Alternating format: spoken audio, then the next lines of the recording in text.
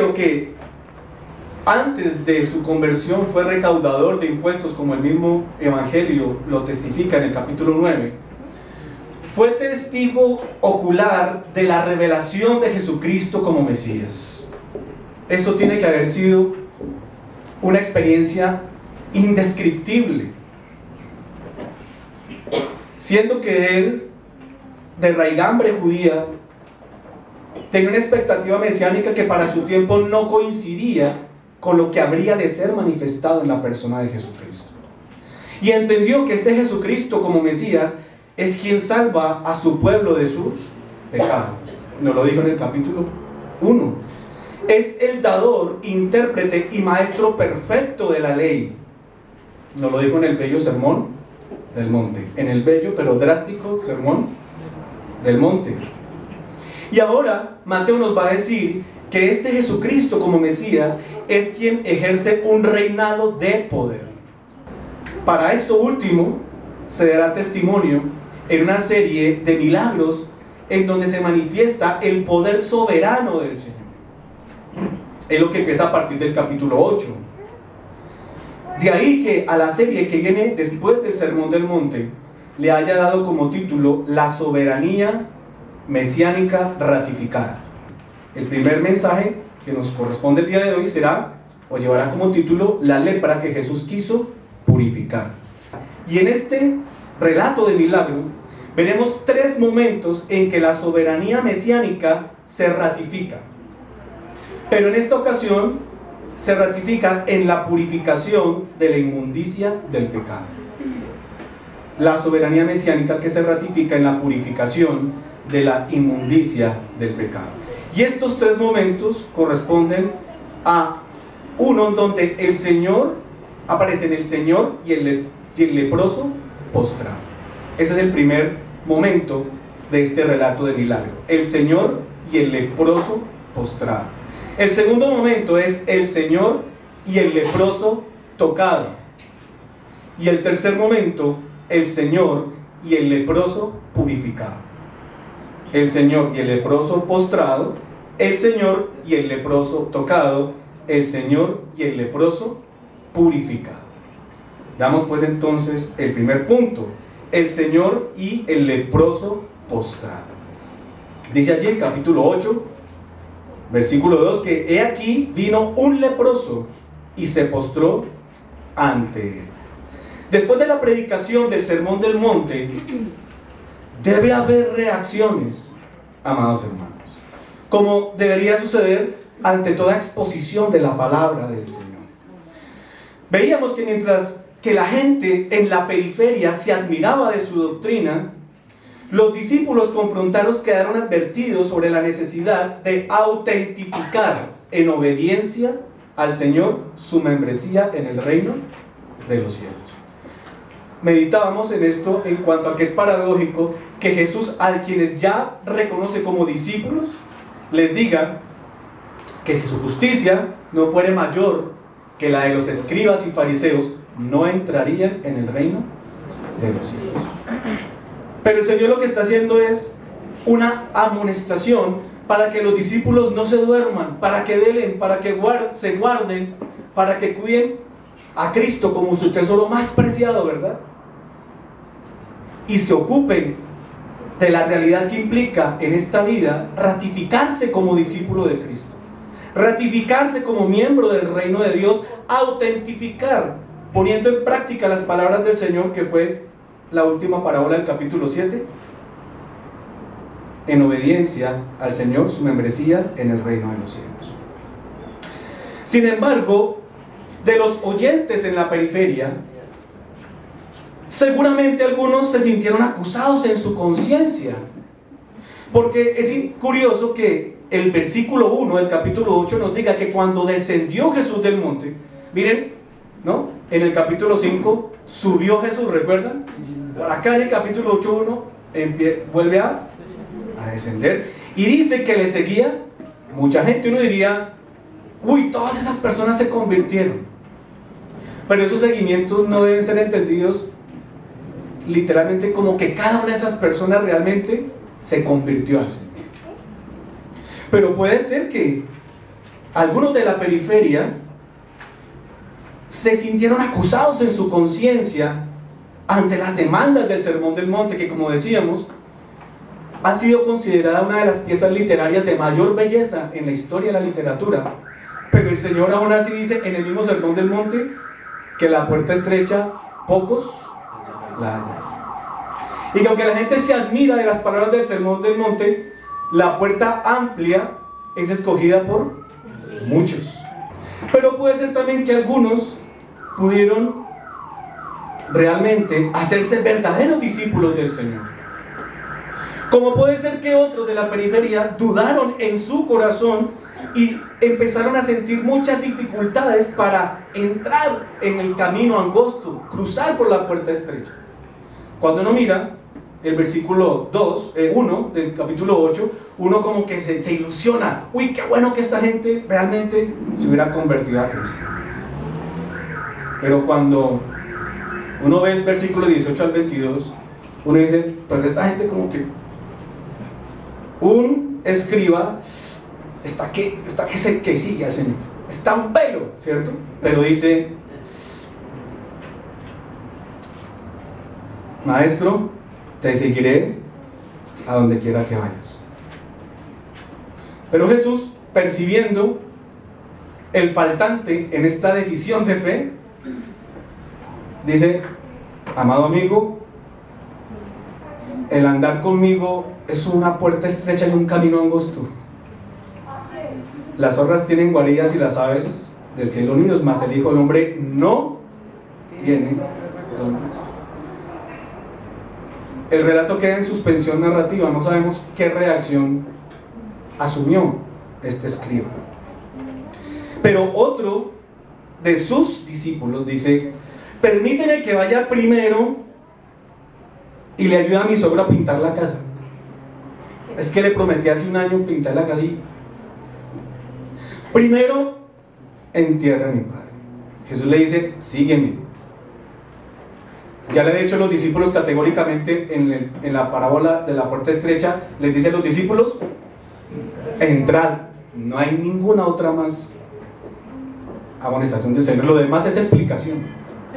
Pero la voluntad de Dios ha sido manifestada. Se nos ha dicho, entrad. Pero, entrad. Es que, entrad.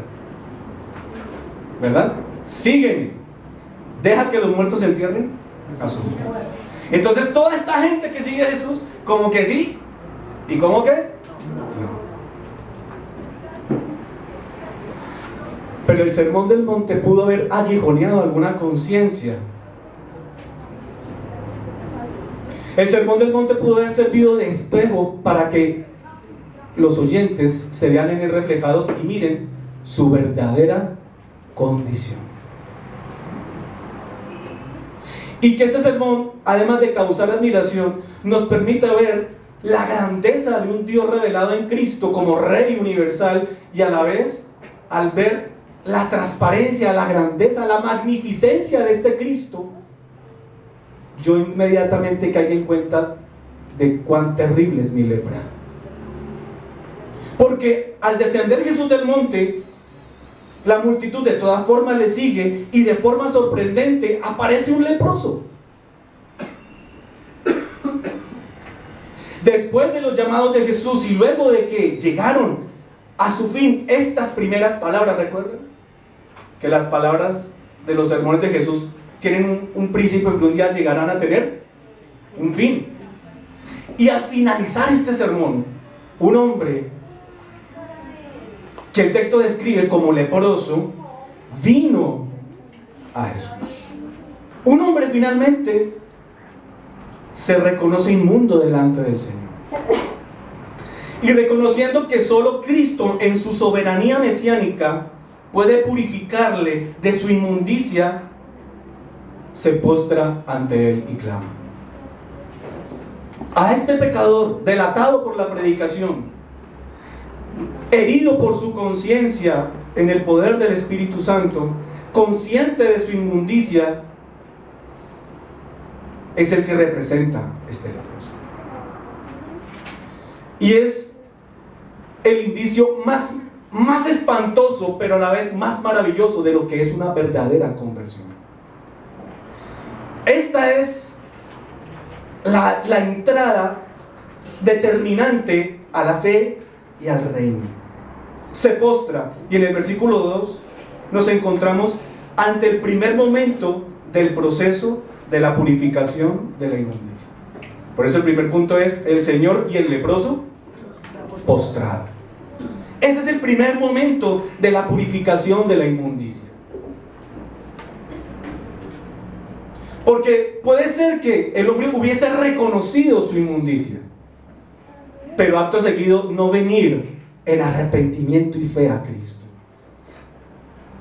con la esperanza de que esto, que era una enfermedad en aquellos días de carácter incurable, pudiera encontrar su fin en la presencia del Salvador. Esta es la esperanza que late en un hombre que abre sus ojos, se da cuenta del espanto de su condición, viene corriendo al Salvador y se postra. Y este cuadro describe de forma muy bella y precisa la actitud de la conversión.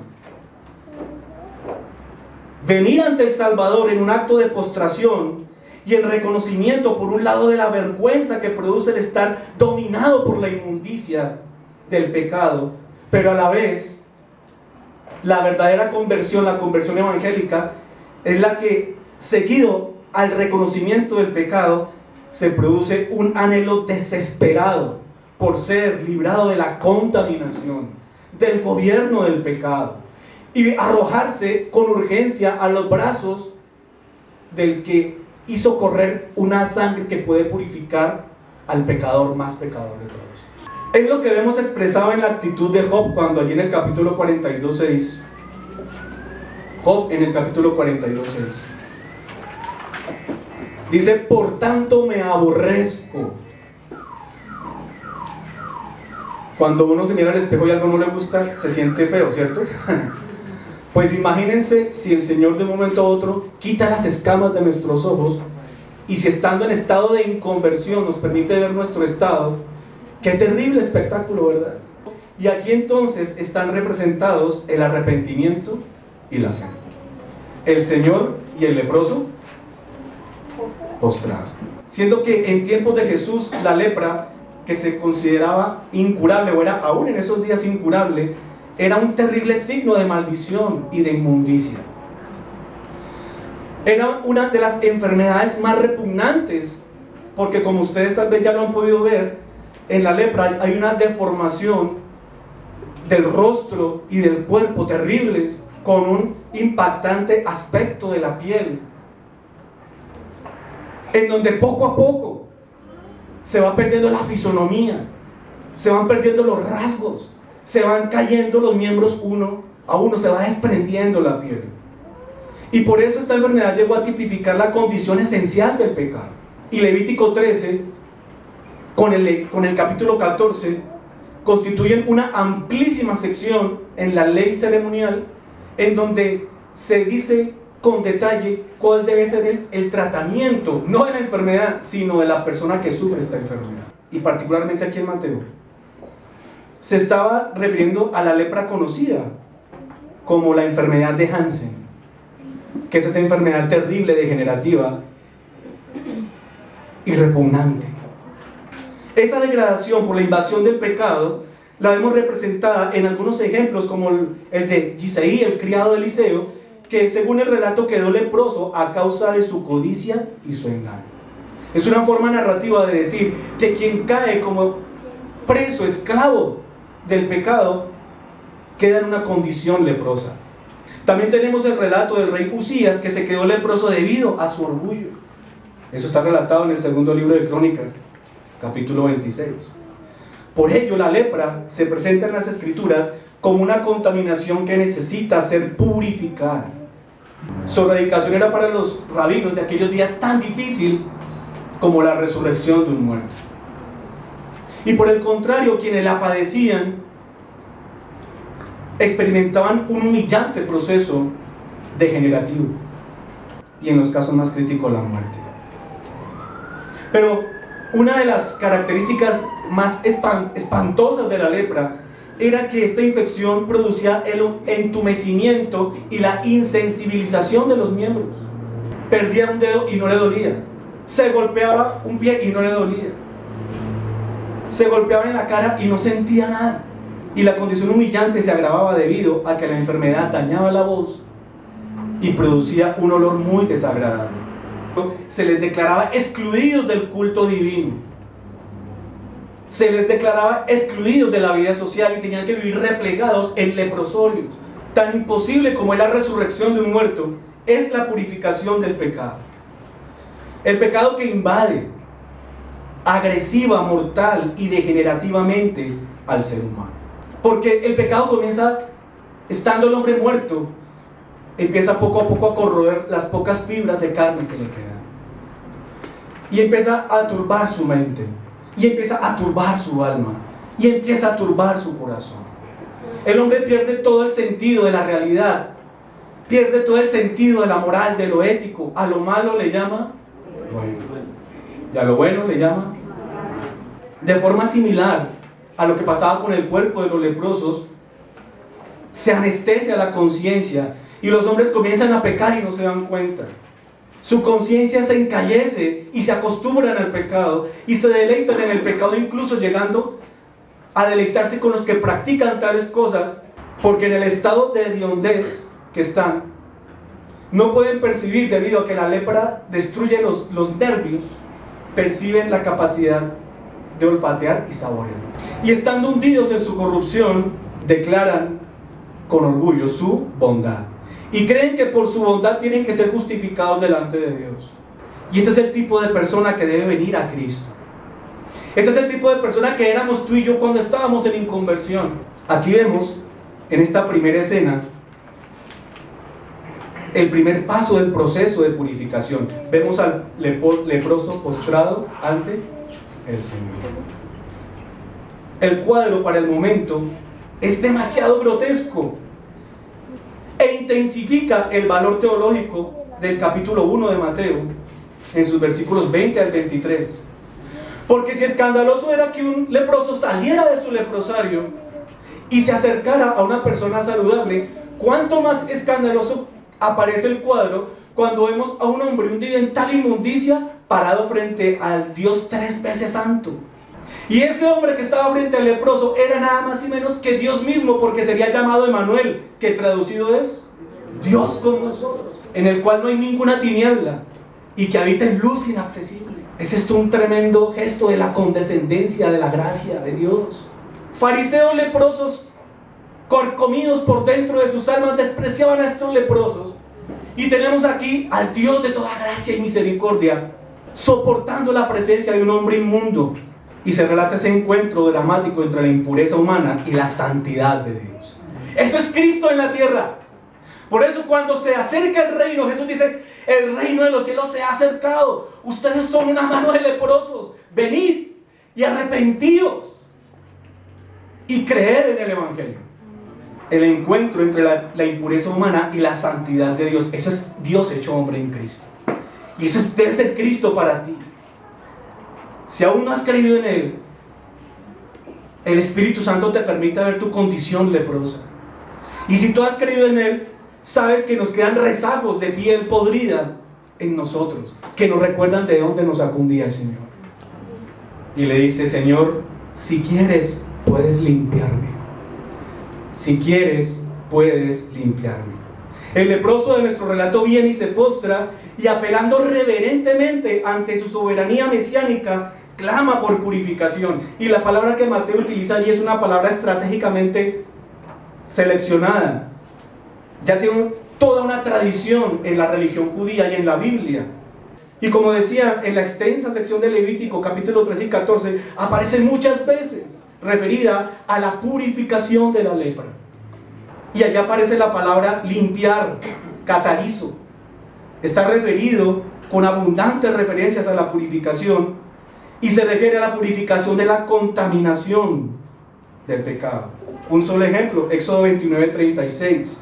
Cada día ofrecerás el becerro del sacrificio por el pecado para las expiaciones, y purificarás el altar cuando hagas expiación por él, y lo ungirás para santificarlo.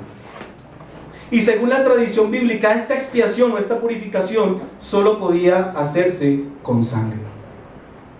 Tú y yo si hemos venido a la fe, fue por la mediación de la sangre, por el derramamiento de la sangre. Porque sin derramamiento de sangre no hay perdón de pecados, no hay expiación, no hay purificación. Levítico 14. Y habló Jehová a Moisés diciendo: esta será la ley para el leproso cuando se limpiare. Será traído al sacerdote. Y es un caso tan drástico que este sacerdote tendría que salir fuera del campamento y lo examinará. Levítico 14, versículo 3.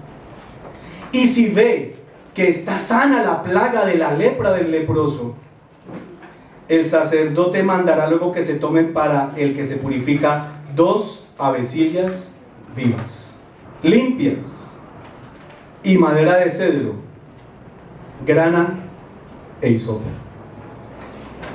Y mandará el sacerdote matar una avecilla en un vaso de barro sobre aguas corrientes.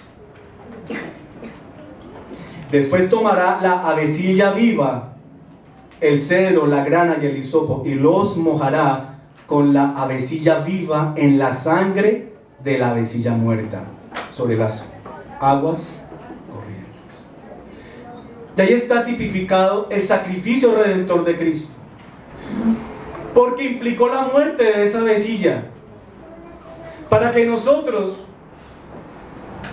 que veníamos de una raza pura y habiendo caído en el pecado y habiendo sido todo nuestro cuerpo y nuestra alma gangrenado por la lepra,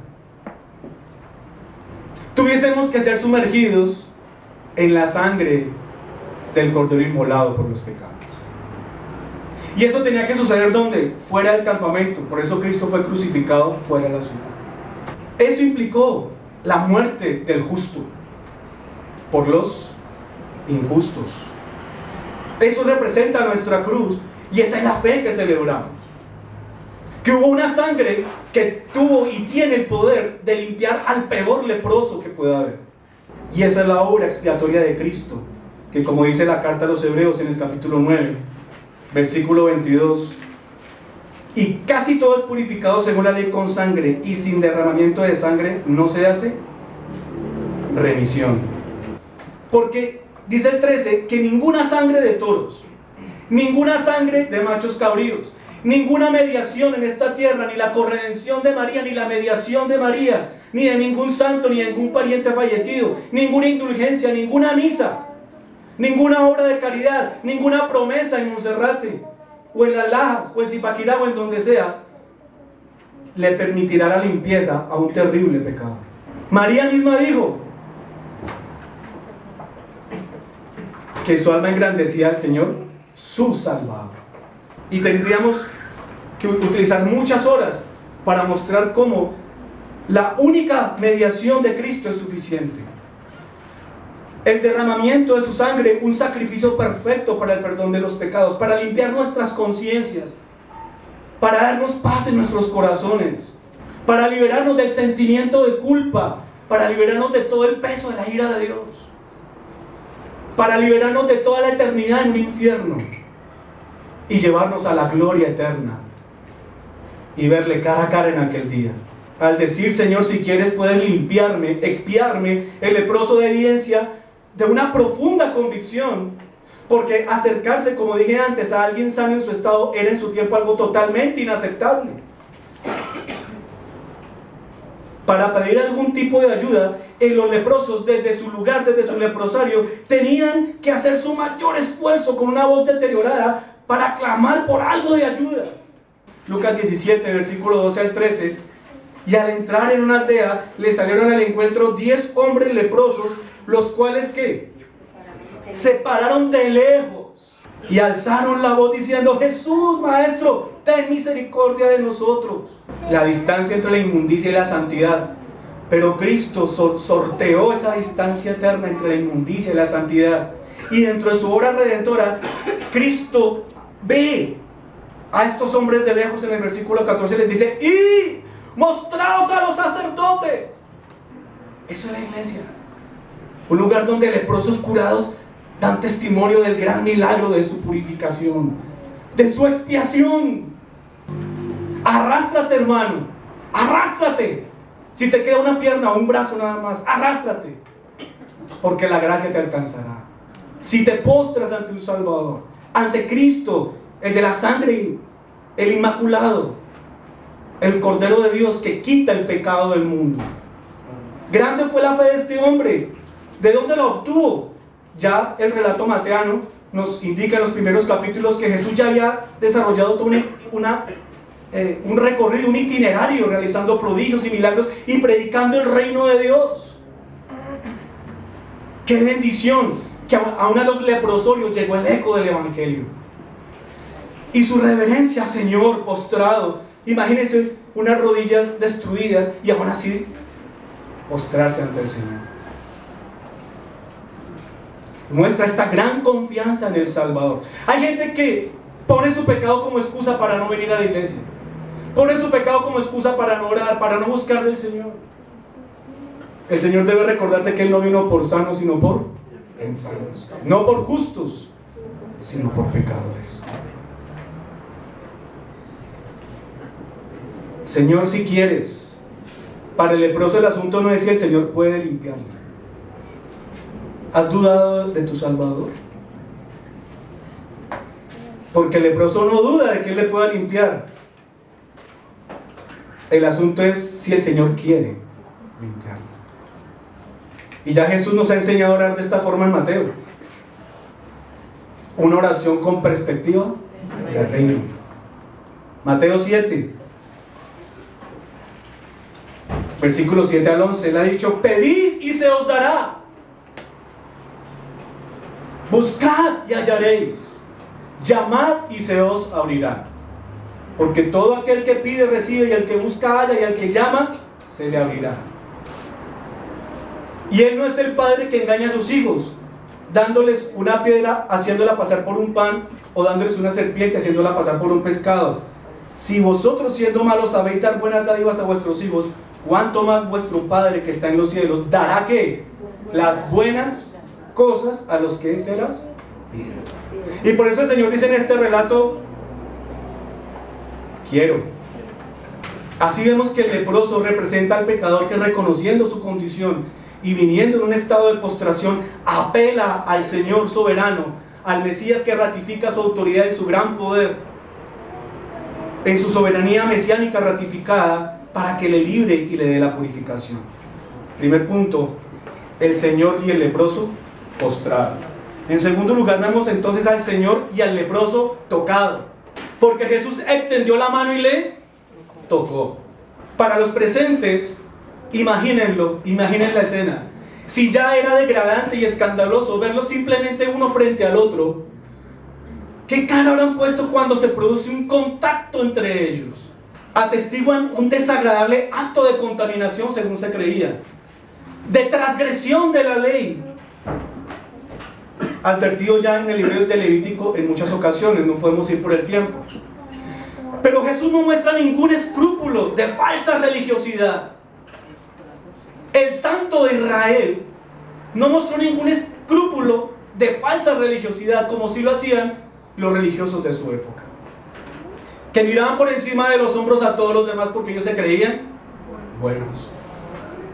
No teme la crítica, no teme mucho menos la contaminación, porque Él es la roca de la eternidad, la roca que fue abierta por el pecador arrepentido, que, como dice el bello himno, es el puro y rico manantial en el cual lavado fui.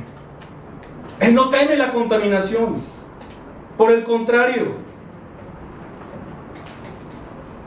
Él es la mano divina que purifica al inmundo. No hay fidelidad, no hay lágrimas, no hay ritos que puedan lavar la lepra de un hombre. Solo de Jesús la sangre, dice el himno. Y solo en Él, teniendo fe, podremos ser justificados. Solo por la fe. La fe que se arrastra a pesar de la lepra y se acerca a su única esperanza. Y si el Señor Jesús dijo que no había venido a abrogar la ley sino a cumplirla, y vemos ahí a un hombre transgrediendo la ley, esto encierra un importantísimo indicio teológico, que ahí Jesús ya no obraba como un rabí, como un expositor de la ley, sino como el dueño de la ley. Vino para cumplirla, porque en el Levítico, a pesar del delicado tratamiento del leproso, aún se percibía un horizonte de sanidad. Porque el Levítico dice, vaya y mírelo, si todavía está 7 días recluido. A los 7 días vuelve y mírelo. Si sigue así, otros 7 días. Pero si de pronto ve que las llagas, que la putrefacción se detiene y de pronto comienza a desaparecer, restitúyelo.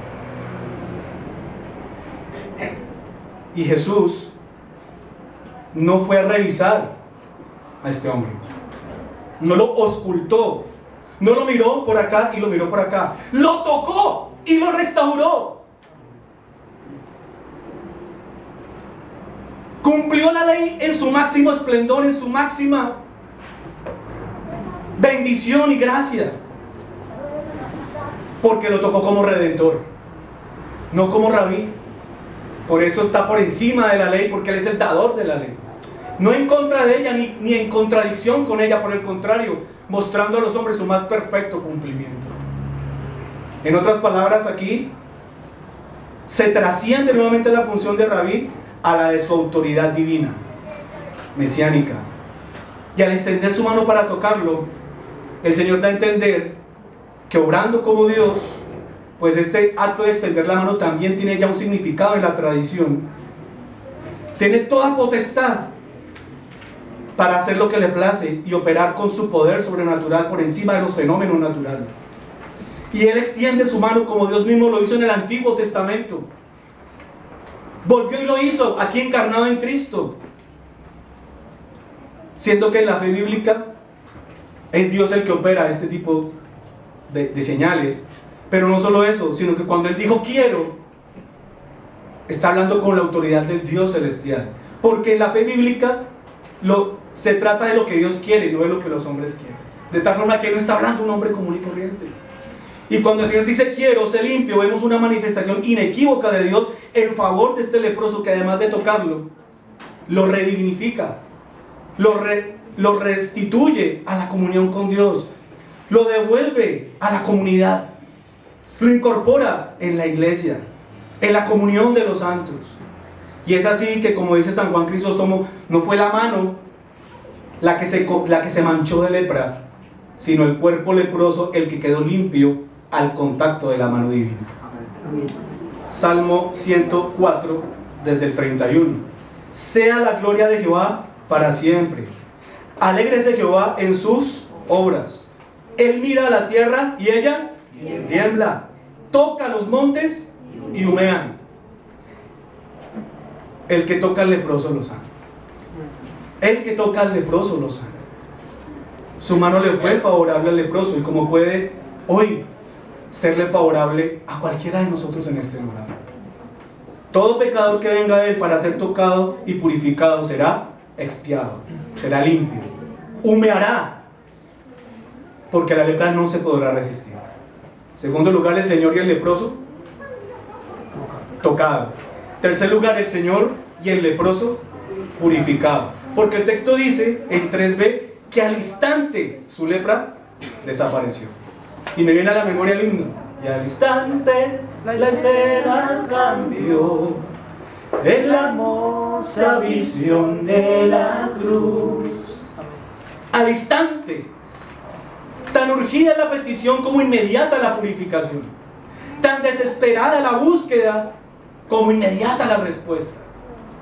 Esto muestra que para el leproso el señorío de Cristo no es algo que dé lugar a dudas, y que efectivamente en el Señor Jesucristo reposa el poder absoluto de vencer todo mal, amado hermano. En el poder de Cristo reposa el poder de vencer todo mal. Levántate, reanímate, reaviva tu esperanza, conságrate a Cristo, porque tal vez te has dejado enfriar. Dicen los estudios científicos que la lepra es difícil de adquirir a no ser que esté un cuerpo en unas condiciones tan paupérrimas que la bacteria, que en estos tiempos ha podido ser paliada, controlada, y en algunos casos, abundantes casos, curada la enfermedad. Un cuerpo en un estado terrible, solo así podría adquirir una enfermedad como esta. Anju es una muchacha de la India que representa un caso como estos. Vivió en unas condiciones tan paupérrimas que por esta situación adquirió la bacteria, y desde muy niña tuvo que sufrir el terrible martirio de la lepra. y del estigma social. Y si tu hermano o hermana te has replegado a un lugar tan oscuro, tan mohoso, tan húmedo, tan oscuro, tan apestoso, que te has contaminado de lepra, debes hacer una reflexión profunda. ¿Qué está pasando con tu fe? ¿Qué está pasando con tu vida en Cristo? Pero hay tiempo para volver. Hay tiempo para venir aquel que de inmediato nos puede sanar. Porque en aquel tiempo se pensaba que solo Dios podía sanar este problema tan terrible. Por allá en el segundo libro de Reyes, en el capítulo 5, encontramos un ejemplo en donde el rey de Israel se pone muy bravo al ver que el rey de Siria, por medio de carta, le dice: hey, por favor, sáname a mi siervo Naamán de la lepra. Y este hombre, por semejante insensatez, dice: pero ¿cómo se le ocurre decirme a este hombre que le sane? ¿Soy yo Dios acaso que mate y de vida para que éste envíe a que sane un hombre de su lepra? En resumidas cuentas, solo Dios puede sanarnos de la lepra. Por grande que sea la culpa, en la sangre de Cristo hay aquello que la expía. Ninguna corrupción es tan fuerte que no pueda ser vencida por la gracia, que no la pueda someter la gracia. El Señor ha limpiado y limpia todo lo que en algún momento fue inmundo o común. Eso se lo dijo a Pedro, porque Pedro creía que los gentiles todavía estaban impuros con su lepra, y el Señor le dice: no llames tú común a lo que yo he limpiado. Hermanos, si decimos que no tenemos pecado, nos engañamos a nosotros mismos, y la verdad no está en nosotros. Pero la operación de la purificación requiere delatar la lepra. Sé valiente y declara tu lepra, y enfréntala en la gracia de Cristo y en el poder del Espíritu Santo, y preséntate al sacerdote, porque el sacerdote debe verificar cómo va tu proceso. Debe mirarte por aquí y debe mirarte por allá. ¿Que es vergonzoso? Sí. Pero debes presentarte para atestiguar tu proceso. No te confíes en tu propia autoaprobación, porque cuando tú te comparas con tu propia conciencia, tal vez halles que eres bueno. Pero si te comparas con la ley de Dios, conocerás realmente cuál es tu estado. Y por eso tenemos que delatar la lepra, enfrentar la lepra y venir a presentarla delante del Señor y ponernos en manos de la iglesia, que es el medio bíblicamente constituido y designado por Dios para poder recibir a pecadores y para poder certificar santos en la membresía eclesiástica, ¿verdad? Y todos aquellos que estamos superando los rezagos de la lepra, tenemos esta esperanza de que un día seremos absolutamente librados de ella cuando Cristo venga o nosotros partamos de este mundo. Si decimos que no tenemos pecado, nos engañamos a nosotros mismos y la verdad no está en nosotros. Pero si confesamos nuestros pecados, Él es fiel y justo para perdonar nuestros pecados y expiarnos. La palabra catarizo ahí aparece, de toda maldad, al instante. Esa palabra expresa la eficacia de la expiación. Y por esta misma vía se nos faculta de inmediato para perseverar en la santidad. Porque quien ha sido limpiado de su lepra será santo. Porque eso dice Pablo, que fuimos escogidos para ser santos. Y para terminar, después de haber visto el Señor y el leproso postrado, el Señor y el leproso tocado, y el Señor y el leproso purificado, vamos a ver que aquí se estaba dando un episodio histórico conclusivo para la historia de Israel. Se estaba dando inauguración a la era mesiánica. Y Cristo aportó la señal esperada en la doctrina de los últimos tiempos del judaísmo. Y dice en el versículo 4, cuando dice que al instante su lepra desapareció, entonces Jesús le dijo: mira, no lo digas a nadie, sino ve, muéstrate al sacerdote y presenta la ofrenda que ordenó Moisés para testimonio a ellos. La orden moderadora de que no lo diga a nadie tiene que ver con el asunto del programa que Cristo tenía presupuestado para el avance del reino. No era conveniente que en este momento los que querían elevarlo a rey, simplemente un rey civil, ocasionaran un estorbo a la predicación del evangelio. Pero a la vez esto nos recuerda el peligro de atraer el entusiasmo popular por los milagros. Y es una prueba que delata a los falsos profetas de hoy en día, que solo predican milagros, pero no predican la expiación. El primer acto de la postración no lo puede producir una persona que se crea buena. Tiene que ser una persona que se haya visto en su verdadera condición.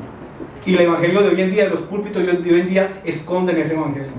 No lo predican y están empujando a muchos al infierno, que van a llegar al infierno creyendo que son verdaderos cristianos, porque un día les dijeron que hicieran una decisión de fe, o porque les dijeron que se convirtieran para que Cristo le devolviera las bendiciones que Satanás le robó. Ve y muéstrate. En los milagros encontramos evidencias del mesianismo del Señor. Eso es lo que vemos en los milagros. Una credencial de que vino el Hijo de Dios, de que vino el Salvador de su pueblo a salvarle de sus pecados, y en la autoridad de su palabra confrontar las conciencias, y en los milagros encontrar una pedagogía de la redención como lo hemos hecho hoy. Es nuestro texto una evidencia de lo que implica la redención y el beneficio que trae al revelar el estado caído de los hombres y a ratificar esta soberanía mesiánica que nos invita hoy también a nosotros a que autentifiquemos y verifiquemos la regeneración y nuestra conversión. Presentémonos ante el sacerdote. No le huyas a la iglesia, hermano, porque déjame decirte que solo con venir a la iglesia no te estás aún congregando como bíblicamente Dios lo manda. Según la ley de Moisés, la curación de un leproso debía ser confirmada por un sacerdote, porque la curación o la expiación abría la posibilidad de resocialización, porque la expiación te reincorporaba al culto y debía ser cuidadosamente ratificada. Les invito a que en la casa lean capítulo 13 y 14 de Levítico, y el Señor dice al hombre purificado que se muestre al sacerdote, es decir, somete a verificación pastoral el nuevo estado de tu alma. En el contexto histórico de nuestro texto, la purificación de la lepra se interpretaba como signo de los tiempos mesiánicos. Por eso aquí Jesús le está diciendo al hombre: ve y presenta la señal de que ha llegado la era del Mesías. 11:5. Miren una pequeña prueba de esto. Resulta que Juan manda a preguntar cuando estaba en la cárcel si él era el que habría de venir, ¿verdad? En el versículo 2 del capítulo 11. ¿Y qué mandaron decir con estos discípulos? ¿Qué mandó decir el Señor? Dice: respondiendo Jesús les dijo: id y haced saber a Juan las cosas que oís. Y ve el versículo 4:5: los ciegos ven, los cojos andan, los leprosos son limpiados. Amén. Amén. Tú y yo somos signos de la era mesiánica. Amén. Y si tú aún estás doblegado ante la lepra, hoy anhela a ser parte de la era mesiánica, de la era de la sanidad, de la era de la expiación, de la era de la salvación por gracia, de la vida eterna. Numerosos casos de lepra testificaron el advenimiento de Cristo como auténtico Mesías. Sus gloriosas purificaciones constituyen esa consumación de esta esperanza para el pueblo de Dios, de esta salvación evangélica, y de ahí que en la presentación del hombre limpiado ante el sacerdote se esté dando también evidencia a Israel de la llegada del Mesías y de su reino celestial. Y nosotros somos evidencia de que aquí en esta tierra hubo un Dios hecho hombre que murió por nuestros pecados para que tú te arrepientas y vengas presuroso a Él, reconociendo tu estado leproso y gozándote en la purificación que solo la sangre de Cristo te puede dar.